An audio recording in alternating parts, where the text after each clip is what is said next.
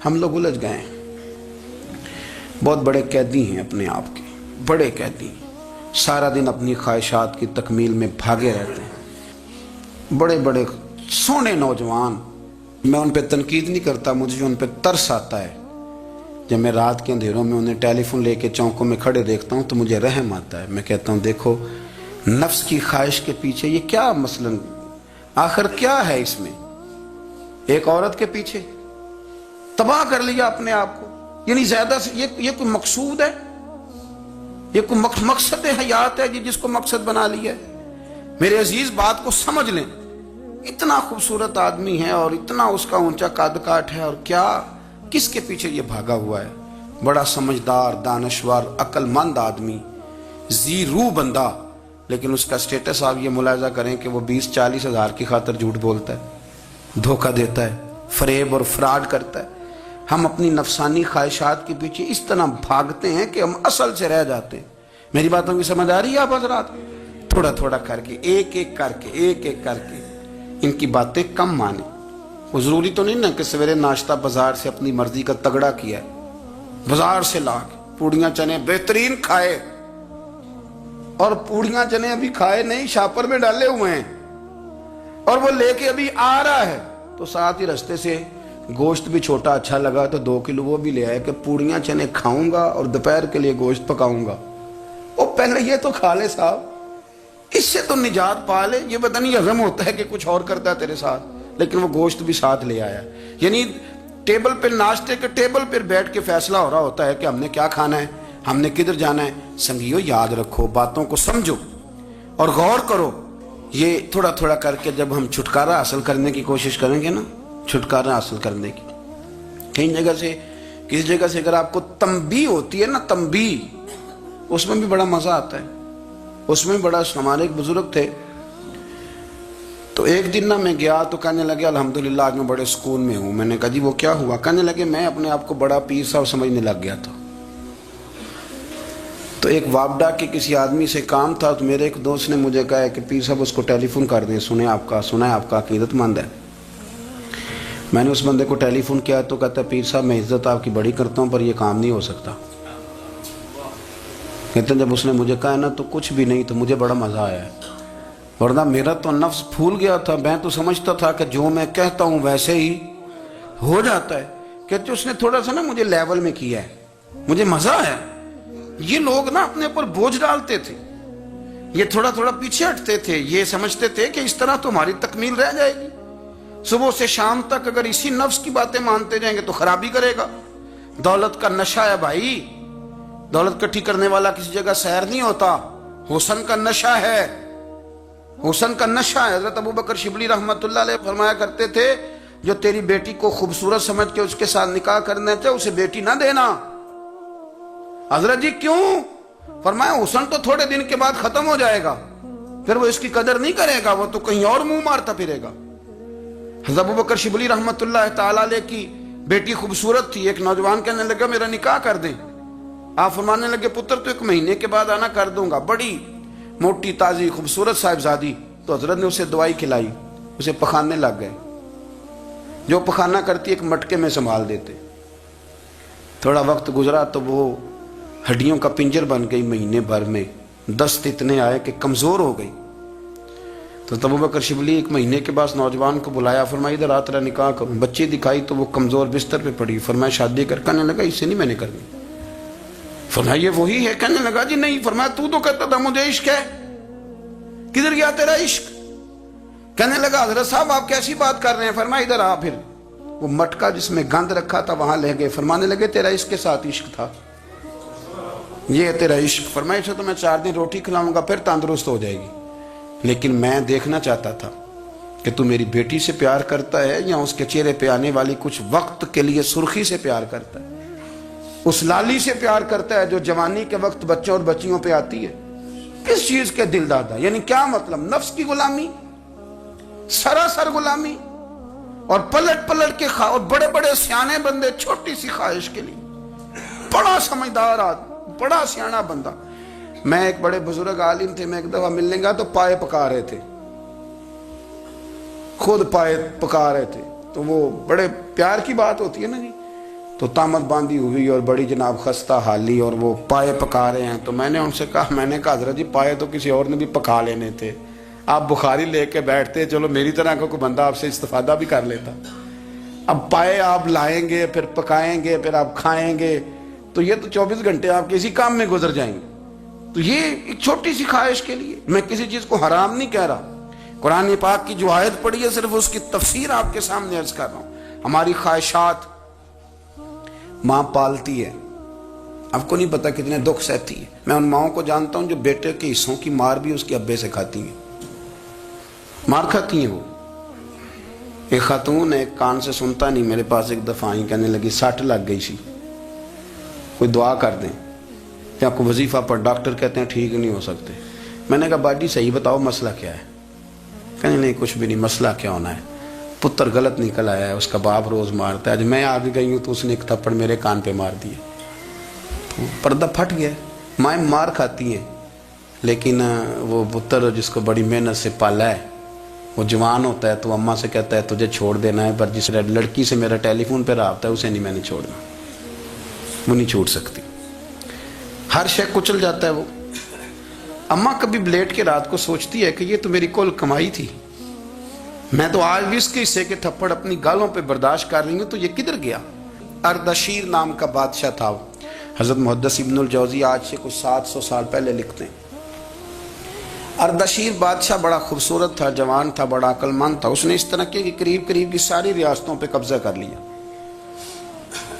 بڑا عقل مند زیرک تھا، قبضہ ہو گیا.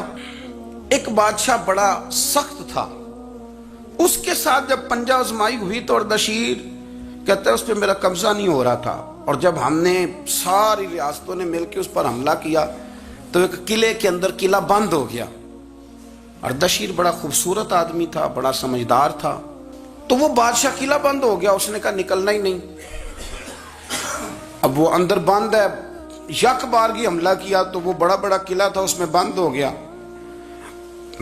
اس بادشاہ کی نا جس پر حملہ کیا، اس کی بیٹی اچانک ایک دن قلعے کی دیوار پہ چڑھی تو اردشیر کے حسن و جمال کو دیکھا تو عاشق ہو گئی،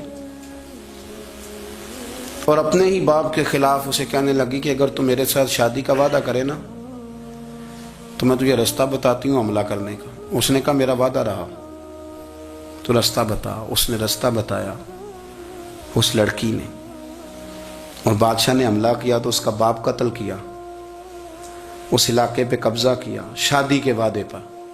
ہاں ہاں، نفسانی خواہش بندے کو اندھا کر دیتی، نہیں سمجھ آتی اس کو میں کدھر جانا ہے، اندھا کر دیتی. حملہ کیا، اور جب اس لڑکی کو لے کے آیا نا اپنے محل میں، تو پہلے دن شادی کی پہلی رات تھی، تو بستر بچھایا کنیز نے، تو وہ کبھی کروٹ ادھر بدلتی کبھی ادھر بدلتی. تو بادشاہ کہنے لگا کیا ہے؟ کہنے لگی بستر میں کچھ ہے، مجھے تکلیف دے رہی. اس نے چراغ جلائے اور جب بستر اٹھایا تو ایک اتنا سا دھاگا نکلا. دھاگے سے عموماً تکلیف نہیں ہوتی. تو اس نے کہا تو اتنی نرم و نازک ہے کہ دھاگا. کہنے لگی میرا باپ نا میرے ساتھ اتنا پیار کرتا تھا کہ روز میرا بستر بھی خود بچھاتا تھا، اور اس نے آلہ رکھا ہوا تھا، وہ ناپتا تھا کہ کوئی پایا اونچا نیچا تو نہیں، میری بیٹی کا بھینس سوتے وقت خراب نہ ہو جائے، اور میرے لیے گوشت اور کپڑے بھی خود پسند کر کے لاتا تھا، کھانے پینے کا خود خیال کرتا تھا. اردشیر کہنے لگا اچھا وہ اتنا پیار کرتا تھا، اور پھر تو نے اس کے ساتھ کیا کیا؟ کہنے لگا بلاؤ کنیزوں کو. کنیزوں کو بلایا، فرمایا اس کو اٹھاؤ اور جلاد کے پاس لے جاؤ، اسے کہو کہ اس کے بال ایک گھوڑے کے ساتھ باندھے، پیر دوسرے گھوڑے کے ساتھ باندھے، اور ایک گھوڑا ادھر بھگا دے کدھر بھگا دے. یہ جس کے باپ نے اتنا پیار کیا، یہ نفس کی اتنی غلام ہے کہ اس کی وفادار نہیں رہی تو میری وفادار کیسے بنے گی؟ جس نے اتنے نازوں سے پالا کہ دھاگا اسے برداشت نہیں. او یارو یاد رکھو، اگر نفس کی غلامی کرو اور بڑے بڑے وفاداروں کو چھوڑ کے غلامی کرو تو پھر کہو وفادار مل جائیں. کوئی بول اب لڑا نہ بول بیٹھی ہوں دے خسم ناراض بڑ بولیاں دے، کہاں سر کھائے تے بل بل ٹھنڈ پائے.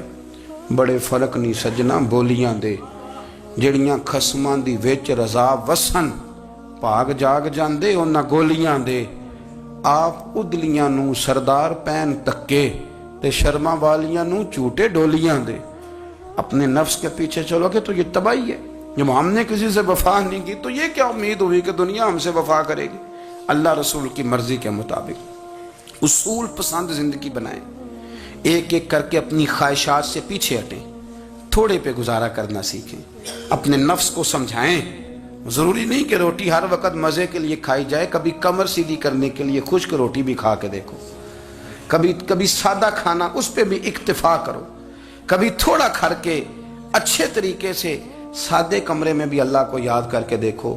نفس کے پیچھے نہ بھاگیے گا، تباہی کرے گا. اگر انسان جانوروں کی طرح عقل اور شعور سے کام نہ لے اور نفسانی خواہشات کے پیچھے بھاگے تو جانوروں سے بدتر ہو جاتا ہے. اور اگر وہ عقل و دانش سے، فہم و فراست سے کام لے، نفسانی خواہشات کو کچل کر اللہ اور اس کے پیارے رسول صلی اللہ علیہ وسلم کے احکامات پر عمل کرے تو فرشتوں سے افضل ہو جاتا ہے. انسان کے وجود میں اللہ نے جن چیزوں کی خواہش پیدا کی ہے، اللہ فرماتے ہیں ان کی خواہشیں پوری کرو، پر نفسانی خواہش کو اصولوں کی بنیاد پر پورا کرو. اس کا ایک اصول بناؤ. کھانا کھانے کو دل کر رہا ہے پر ایک اصول کے تحت ہی کھانا ہے نا. اگر بے اعتدالی سے کھایا جائے گا تو انسان بیمار ہو جائے گا. انسان نے سونا ہے لیکن اگر وہ ہر وقت سوئے گا تو پھر اصول خراب ہوں گے، پیچیدگی پیدا ہوگی، مشکلات اس کے لیے بڑھ جائیں گے، وہ خرابی اس کے لیے آئے گی بہت ساری. اصول کے تحت وہ سوئے. باتیں کرنی چاہیے، باتیں کرنے کا حکم دیا گیا ہے. نفسانی چیزوں سے بڑھ کر اصول پسندی آپ کو مضبوط کرے گی، مستحکم کرے گی. دیکھیں نا، شریعت، دین، ہمارا دین درمیانہ دین ہے. وسطی امت ہے. ہمیں امت وسط بنایا گیا. مرید سے نذرانہ قبول کر لینا یہ سنت ہے، لیکن اس سے لالچ کرنا حرام ہے. اس سے کوئی چیز قبول کر لی یہ سنت ہے. سرکار بھی قبول کر لیتے تھے لیکن لالچ کرنا. اب یہاں اصول پسندی ہے. یہ اصول پسندی ہے کہ آپ اس میں فرق کر کے رکھیں کہ سنت کیا ہے اور لالچ. بات ایک ہی ہے لیکن کبھی وہ سنت ہے اور کبھی وہ. اب اس میں آپ نے اصول پہ قائم رہنا ہے. اصول پہ. میرے رسول کریم صلی اللہ علیہ وسلم پر اللہ کریم نے قرآن مجید نازل فرمایا تو سورہ صاد کے اندر ارشاد فرمایا وَلَا تَتَّبِعِ الْهَوَىٰ، خواہشوں کے پیچھے نہ چلنا. ذرا قرآن مجید کی ترتیب دیکھیے. خواہشات کے پیچھے فرمایا فَيُضِلَّكَ عَن سَبِيلِ اللَّهِ، ورنہ یہ تمہیں اللہ کے رستے سے بہکا دیں گی. بہک جاؤ گے، خواہشوں کے پیچھے چلو گے، یہ تمہیں اللہ کے رستے سے تم بہک جاؤ گے. اگر تم اندر کی بات مانو گے، زبان کے چسکے کی بات مانو گے، بہت اعلیٰ کھانے کی بات مانو گے، پینے کی بات مانو گے تو اللہ کے رستے سے بہک جاؤ گے. فرمایا ان الذین یضلون عن سبیل اللہ، بے شک وہ لوگ جو اللہ کے رستے سے بہک گئے. پہلے فرمایا بہکاتا کون ہے؟ نفس. تمہاری خواہشات تمہیں بہکاتی ہیں. اور فرمایا بے شک پھر جو لوگ بہک گئے لہم عذاب شدید بما نسوا یوم الحساب، فرمایا پھر ان کے لیے شدید عذاب ہے اس لیے کہ انہوں نے آخرت کے دن کو بھلا دیا ہے. اب اس آیت کا مفہوم ذرا سمجھیے. فرمایا خواہشوں کے پیچھے نہ چلنا تمہیں اللہ کے رستے سے بہکا دیں گی. اور فرمایا بے شک ان کے لیے سخت عذاب ہے جو اللہ کے رستے سے بہک گئے. اور کیوں سخت عذاب ہے؟ اس لیے کہ انہوں نے آخرت کے دن کو بھلا دیا. تو آخرت کا دن بھلا دیا، پیچھے کا خواہشوں کے پیچھے نہ چلنا تمہیں اللہ کا رستہ بھلا دیں گی. مفہوم آیت یہ ہوا، قرآن نے ہمیں ارشاد یہ فرمایا کہ خواہشات نفس کے پیچھے چلو گے آخرت کو بھول جاؤ. تمہارے ذہن میں یہ بات نہیں رہے گی کہ میں نے مرنا بھی ہے. پھر لوگ معاذ اللہ ثم معاذ اللہ یہ کہیں گے کہ بھائی یہاں جینے دو نا، پھر آگے جائیں گے تو دیکھی جائے گی. لوگ بھول گئے مرنے کو. ہماری ساری جدوجہد زندہ رہنے کے لیے ہے. ساری 60-70 سال کے لیے سارا کچھ ہے. آپ دیکھ لیں, ٹٹول لیں کسی بندے کو, صرف جتنی محنت کر رہا ہے وہ جینے کے لیے کر رہا ہے. رب قریب کے بندے جتنی محنت کرتے تھے مرنے کے لیے کرتے تھے, وہ مرنے کے لیے کوشش کرتے تھے کہ مر جانا ہے, اس کے لیے جدوجہد. ہم جتنی جدوجہد کر رہے ہیں ساری جینے کے لیے, جینے کے لیے. میرے رسول کریم صلی اللہ تعالی علیہ وسلم کا ایک فرمان ہے مسند امام احمد بن حنبل میں, اور بڑا نرالا, بڑا انوکھا اور بڑا معنی خیز ہے. حضور سید عالم صلی اللہ تعالی علیہ وسلم نے فرمایا بڑا بیوقوف ہے وہ شخص. ذرا ترتیب دیکھیے, حضور کی زبان سے نکلے ہوئے حکمت کے موتی, مسند امام احمد بن حنبل. فرمایا وہ بڑا بیوقوف بندہ ہے جو چلتا اپنی خواہشات نفس کے پیچھے اور امید یہ رکھتا ہے کہ رب مجھے آخرت میں انعام عطا کرے گا. چلتا کس کے پیچھے؟ خواہش کے پیچھے, اور کہتا یہ ہے کہ اللہ مجھے قیامت میں انعام دے گا. تو انعام تو اسے دیا جاتا ہے نا جو کو محنت کرتا ہے. دیکھیں نا, جس کا منہ پنڈی کی طرف ہے تو پنڈی وہ پہنچے گا کہ وہ جس کا منہ پنڈی کی طرف ہے وہ لاہور پہنچ جائے گا. منہ پنڈی کی طرف کرنا اور خواہش لاہور کی رکھنا, منہ کر لینا لاہور کی طرف اور خواہش پنڈی کے رکھنا, تو میاں یہ تو نہیں نہ ہوگا. پیچھے جو تلے خواہشات نفسانیہ کے ہمارے ہاں نا بہت بڑا رٹا ہے. آپ یقین کریں, میں اکثر کہتا ہوں, میں یہ کہا کرتا ہوں کہ ہمیں نا اپنی مرضی کا سارا کچھ چاہیے, اپنی مرضی کا سارا کچھ. ابا جی بھی اپنی مرضی کے, بچے بھی, استاد بھی, پیر صاحب بھی. پیر صاحب بھی یعنی میری مرضی کے ہونے چاہیے.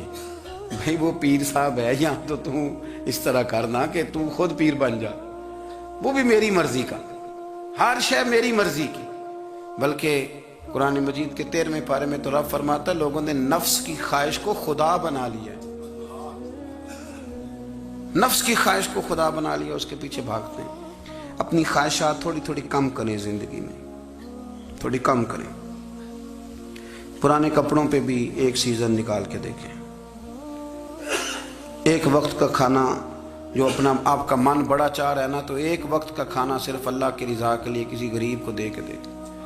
میں ایسے سینکڑوں اور ہزاروں لوگوں کو جانتا ہوں جن سے میں پوچھوں نا گھی کس بھاؤ ہے تو انہیں کوئی نہیں پتا. میں نے 2-4 نہیں کہے, میں نے سینکڑوں اور ہزاروں کہے. میں جانتا ہوں ان کو نہیں پتا چنے کی دال کا ریٹ کیا ہے, نہیں پتا. اور میں ایسے بھی سینکڑوں اور لاکھوں کو جانتا ہوں کہ جس کی بیوی رات کو خامند کو کہتی ہے کہ جو سویرے گھی لائے تھے وہ ختم ہو گیا, سویرے بچوں نے اسکول جانا ہے تو پراٹھے پکانے کے لیے گھی کوئی نہیں. تو درمیان والا بیٹا تو خشک روٹی بھی نہیں کھاتا. دیکھو نا, ہم سیاست کی بات کر رہے ہیں, فلانے کا فیصلہ ٹھیک ہے کہ نہیں, اور ایک ہمارے محلے میں وہ گھر بھی ہے جو سویرے یہ ڈسکس کر رہے ہیں کہ بچوں کے لیے گھی نہیں ہے, انہوں نے اسکول. یہ سارے تبصرے, یہ ساری باتیں, یہ لمبے چوڑے, یہ تو پیٹ بھر کے روٹی کھانے کے مسئلے ہیں. اگر بھوک شدید لگی ہو تو پھر بات یاد نہیں رہتی. نفسیانی خواہشات کا حال یہ ہے کہ جو نیا موبائل کا نیا ماڈل آتا ہے وہ مارکیٹ میں شارٹ ہو جاتا ہے. ہم غریب لوگ, نیا ماڈل جو آتا ہے نا موبائل کا وہ ہمارے ہاں مارکیٹوں میں ملتا نیا, یعنی پرانا ملے گا آپ کو, استعمال شدہ نیا. یہ وہ غریب ملک ہے جس کے اندر تھر میں لوگوں کو پانی نہیں مل رہا. اور میرے نفس کی خواہش یہ ہے کہ کہیں مجھ سے پہلے, میں نے اپنے کانوں سے سنی ہے بیویاں کپڑے خریدتی کپڑے کی دکانوں پہ, کہنے چھاڑ ہے ڈیزائن بڑے لوگوں پا لیا ہے, وہ دے جو بھی کسی نے. جو میرج ہال زیادہ مہنگا بنتا ہے نا اس میں رش زیادہ ہے. سستے میرج ہالوں کے اندر رش, جائیں جا کے تجزیہ کر لیں, میں آپ کو نتیجہ نکال کے دے رہا ہوں. وہ بھائی کدھر ہے وہ غریبی, کدھر ہیں وہ غریب لوگ؟ وہ تو پتہ نہیں بیچارے کہاں سو گئے, کونوں میں لگ گئے, وہ تو سانس بھی نہیں لیتے. ہماری خواہشات نفسانیہ اتنی بڑھ گئی ہیں, اتنی بڑھ گئی ہیں. دنیا کے اندر جو گناہ ہو رہے ہیں یہ روزی روٹی کے لیے نہیں ہو رہے. روزی روٹی تو اللہ دیتا ہے. جو لوگ جسم فروشی کر رہے ہیں, یہ جو لوگ لوگوں کی تجارت کر رہے ہیں, دھندے ہو رہے ہیں, تو روزی روٹی کے لیے نہیں, نفسانی خواہشات کے لیے. یہ کاروں اور بنگلوں کے لیے سارا کچھ ہو رہا ہے. یہ جائیدادوں کے لیے ہو رہا ہے، یہ نیا پیٹرول پمپ لگانے کے لیے کوشش ہو رہی ہے، یہ ساری جدوجہد۔ مطلب آپ دیکھیں نا، ہمارے ہاں ایک گھر ہوتا ہے، گھر کے بعد ایک لان ہوتا ہے، اس سے صبر نہیں آتا تو اس کے بعد پھر فارم ہاؤس ہوتا ہے، ڈیرا ہوتا ہے، اس کی الگ ہمیں ضرورت ہے نہ۔ اتنے پیر نہ دنیا کے اندر آپ پساریں کہ دنیا سے جانے لگیں تو یارو کٹھے ہی نہ کر پائیں، نہ اتنے نہ۔ اپنی زندگی مختصر، محدود، تھوڑا سا، تھوڑی خواہشات، گنے ہوئے پیسے، نپے تلے کام۔ میں آپ کو صحیح بتاتا ہوں، جیسے جیسے انسان بڑا ہوتا جاتا ہے وہ الجھتا جاتا ہے، اس کے مسائل بڑھتے جاتے ہیں۔ آپ دیکھ لیں ہمارے ہاں لوگوں کی آمدن تھوڑی نہیں، خرچے زیادہ ہیں، مسائل اخراجات کے، آمدن کے تھوڑے ہیں۔ میرے رسول کریم صلی اللہ تعالی وسلم کے قربان جاؤں، مدینے والے حبیب نے کمال کر کے ہمیں دکھایا۔ حضور سید عالم علیہ السلام نے فرمایا میں تو بھوک لگنے پہ روٹی کھاتا ہوں، میں تو بھوک پوری لگ جائے تو کھاتا ہوں، اور فرمایا پوری بھوک مٹتی نہیں تو میں ہاتھ کھینچ بھی لیتا ہوں، میں شکم سیری نہیں کرتا۔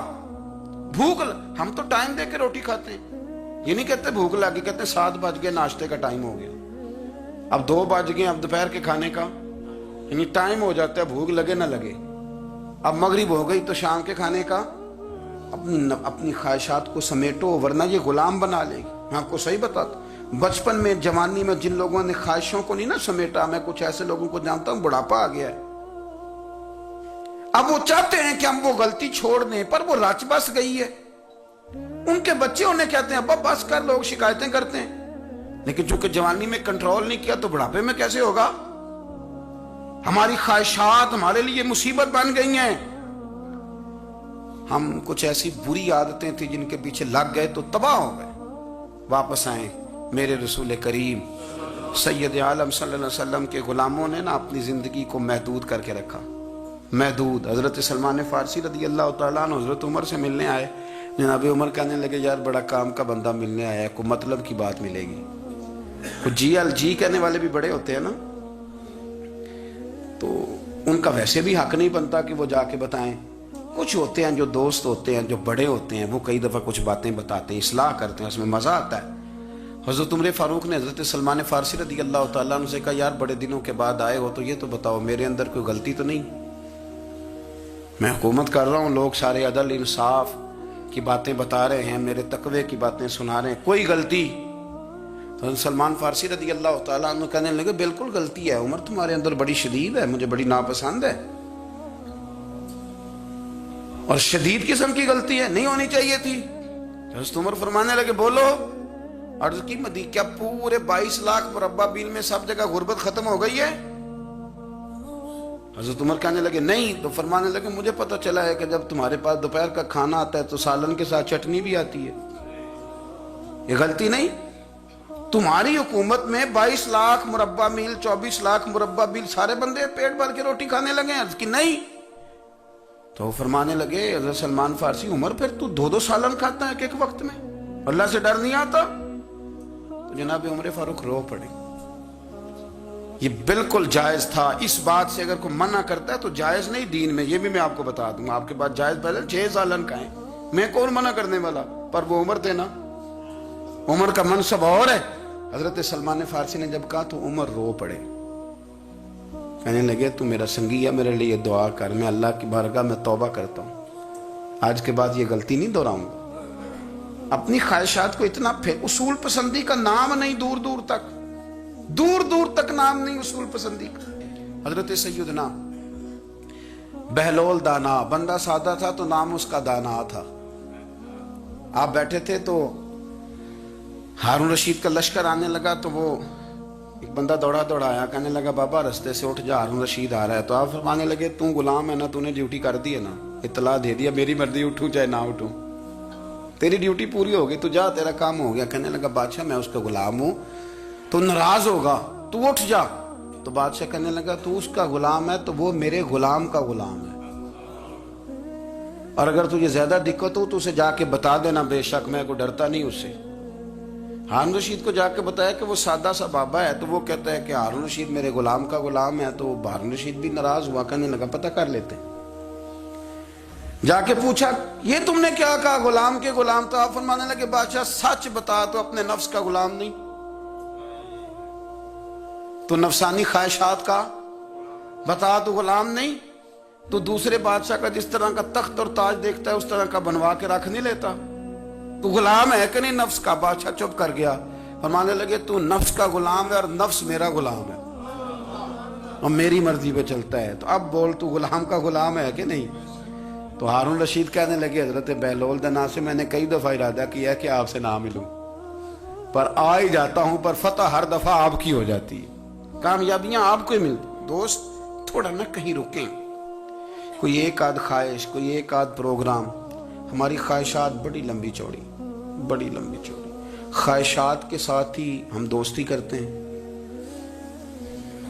خواہشات کے ساتھ ہی ہم رشتہ داری کرتے ہیں، خواہشات کے ساتھ ہی ہم شادی کرتے ہیں. سارا کچھ خواہشات کے ساتھ. سیاسی شادیاں، وہاں شادی کریں گے تو اتنا مال آئے گا، اتنا کچھ جائے گا. خواہشات کے ساتھ رشتہ داری، خواہشات. غریب رشتہ دار سے دوستی نہیں، خواہش نہیں پوری کر سکتا. امیر سے ہر شے خواہشات کے لیبل کے اندر بندھی ہوئی. آپ دیکھ لیں سارے معاملات کو ہم نے اپنی نفسانی خواہش کے اندر رکھ دیا ہے. میری مرضی کے مطابق دنیا چلے تو ساری اچھی ہے اور میری مرضی نہ سنے تو بندہ ایک بھی اچھا نہیں ہے. اپنی خواہشات کے چنگل میں ہم نے غلامی اختیار کر لی، صبح سے شام تک نفسانیت ہی نفسانیت.